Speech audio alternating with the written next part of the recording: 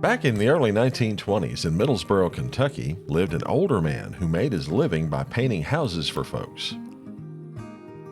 His name was Steve White, and he was well known and well liked by the residents of that Appalachian town. That life was soon to be turned upside down.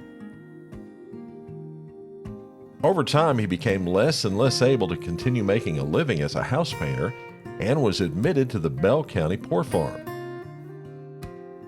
In the fall of 1925, Mr. White had taken quite ill, and it was feared he was dying.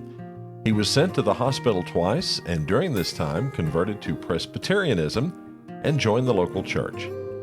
And it was to the church that he confessed his true identity. He also told the church something else. Steve White, it turns out, was apparently not Steve White.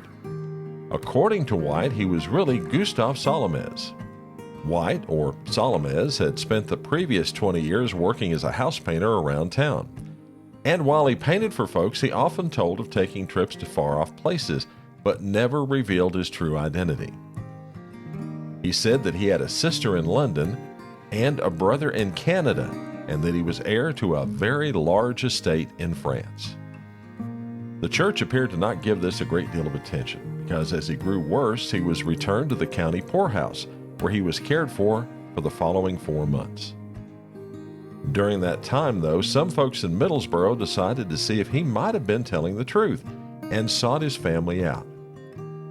It turns out that he may have been correct and that his relatives had been searching for him. This development made Steve quite the celebrity around town, although he was reported to be, quote, disgusted with the fuss. Upon meeting the Salome's relatives, Steve told them many things that led them to believe he was the missing heir.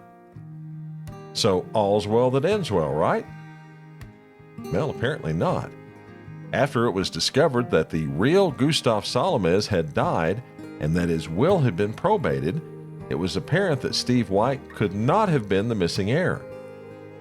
White admitted that he was not, in fact, the long-lost heir to over $3 million in today's dollars from his mother.